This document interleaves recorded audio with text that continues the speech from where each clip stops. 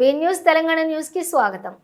ప్రముఖ సినీ నటుడు అజయ్ ఘోష్ కమ్యూనిస్టు పార్టీలపై సంచలన వ్యాఖ్యలు చేశారు. ప్రపంచంలో కమ్యూనిస్టు పార్టీలన్నీ అధికారంలోకి వస్తున్నాయి, కానీ భారతదేశంలో పుట్టిన కమ్యూనిస్టు పార్టీ మాత్రం అధికారంలోకి రాకపోవటంపై ప్రముఖ సినీ నటుడు అజయ్ ఘోష్ తీవ్ర ఆవేదన వ్యక్తం చేశారు.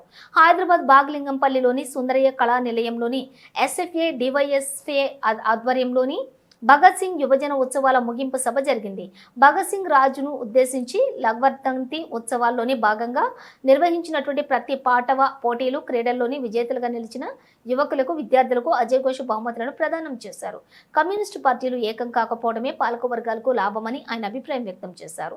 కమ్యూనిస్టు పార్టీ పెద్దలు ఒక మెట్టు దిగాలని ఆయన విన్నవించారు.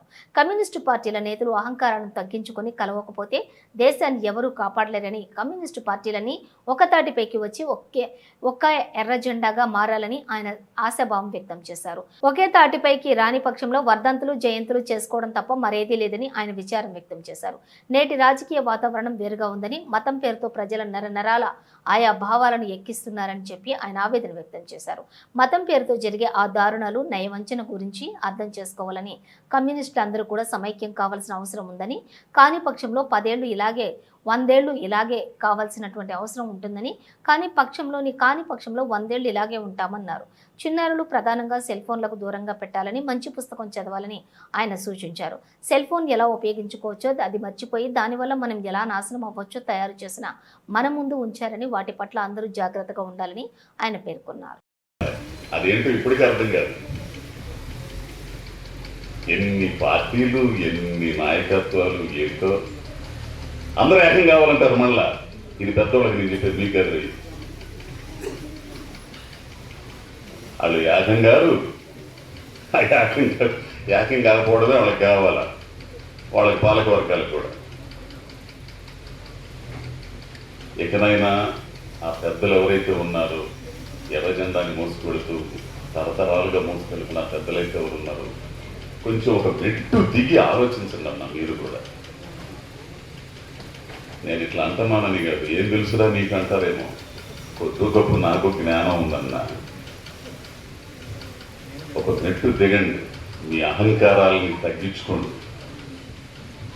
కలవండి. మీరు కలవకపోతే ఈ దేశాన్ని కాపాడేవాడు ఎవ్వడు లేడు.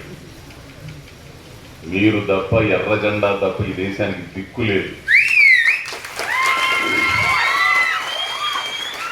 ఇన్ని జెండాలు కలిపి పేలికలు చేయకండి అన్న. ఒకే పెద్ద ఎర్ర జెండా ఒక్కటే ఉండాలి. అప్పుడు ఇవన్నీ కొట్టుకుపోతాయి. దయచేసి ఆలోచించండి అన్న. మీరు మనం వర్ధంతులకి, జన్మదినాలకి ఇట్లాంటి కార్యక్రమాలు చేసుకోవడం తప్పితే నేను చేయలేక, అంటే వదిలిపెట్టలేక ఏదో ఒకటి చేయాలిగా అనుకోవడం తప్పితే మార్పు అనేది రాదన్న. ఇది పెద్దలు కొంచెం ఆలోచించండి. ఎందుకంటే ఎన్ని సంవత్సరాలు, 94 సంవత్సరాలు, 94 సంవత్సరాల నుంచి చేస్తున్నారు. కొన్ని చెప్పుకోవడానికి ఆ రాష్ట్రం మాది, ఈ రాష్ట్రం మాది, అన్ని దొబ్బేస్తున్నారన్నారు. అది గుర్తుంటలేదు మీకు. బ్రహ్మాండమైన మత్తు జరుగుతున్నారు. ఇందాక మన చూపించారే ఇక్కడ వీళ్ళు. ఆ మత్తు కంటే భయంకరమైన మత్తు ఈ పాటికి మీకు అర్థమై ఉంటుంది.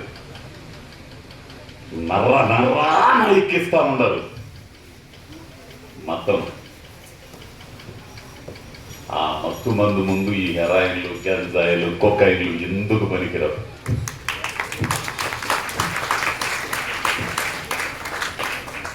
దేవుడు ఉండాడో లేడో అది తర్వాతకు వచ్చినన్న. వాడి పేరుతో జరిగే మోసం, దగ, మతం ఎవడిష్టం వాడికి. కానీ దాని పేరుతో జరిగే దారుణాలు, దాని పేరుతో జరిగే నయవంచనలు ఒక్కసారి మీరు కూడా అర్థం చేసుకోండి అన్న. కాబట్టి మనం ఈ 94 సంవత్సరాలు కదా, 100 సంవత్సరాలు, 200 సంవత్సరాలైనా ఇదే పరిస్థితిలో ఉంటాం. పేలికలన్నీ ఏకమై ఒక పెద్ద జెండా కాకపోతే. కాబట్టి ఈ అవకాశం ఇచ్చారు. నేను ఎన్నది కూర్చున్నాను, డబ్బింగ్ ఉంది, అర్జెంటుగా వెళ్ళాలి కాబట్టి ప్రతి కార్యక్రమాన్ని పిలుపుతారు. నేనేమో ఏదో ఆ టైంకి ఏదో ఇదైపోతుంటుంది, నాకు కుదరదు. ఈడేంద్ర స్వామి అసలు రావట్లేదు మనిషి అనుకుంటారు వీళ్ళు పెద్దోళ్ళు. ఇక మా వాడు ఉన్నట్టు ఇది మరి ఏంది ఆయన పెద్దోడు అయిపోయి నేను ఎప్పుడు పెద్దోడిని కావాలి, నేను పెద్దోడిని కాదు, నాకు ఏదో మార్గం దొరికింది బతకడానికి అంతే. నేను మీలాగా ఈ పట్టుకొని ఎగిరి పరిచే లేదు. నేను మా పక్కకు వచ్చాం, బ్రతుకు కోసం కాడి దించేసి పక్కకు వచ్చేసాం. కాడి బోధాలు వేసుకున్న వాళ్ళు మీరు ఏదో రెండు మాటలు చెప్పగలరు, ఎందుకంటే బాధపడతాను. కాబట్టి నేను బయలుదేరుతాను. పిల్లలు సినిమాలు చూస్తున్నారా? చెత్త సినిమాలు చూడమంటారు, మంచి సినిమాలు చూడండి.